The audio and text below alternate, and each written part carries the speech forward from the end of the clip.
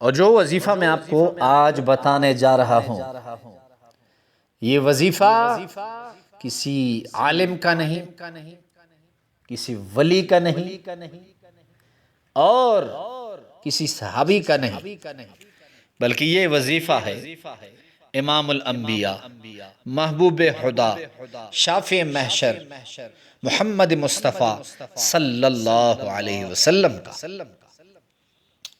اور یہ ہمارا ایمان ہے کہ رسول اللہ صلی اللہ علیہ وسلم کے قول حدیث مبارکہ میں شک کی گنجائش بھی نہیں، یہ ممکن ہی نہیں۔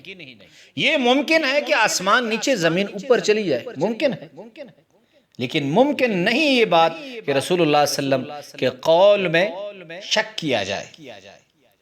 تو رسول اللہ صلی اللہ علیہ وسلم کا فرمان ہے کہ جو شخص 10 محرم الحرام کو اپنے اہل عیال کے لیے، اپنے اہل عیال کے لیے بہترین کھانے کا انتظام کرے، اللہ رب العزت سارا سال اس کی رزق میں وسعت اور برکت عطا فرما دیں گے۔ اب کیسے آپ نے کھلانا ہے؟ محرم الحرام 2 ٹائم کا کھانا ہے، دوپہر اور شام کو۔ اگر کوئی صاحب وسعت ہے تو وہ شام کو بھی اچھا کھانا کھلائے اپنے اہل و عیال کو، اور دوپہر کو بھی۔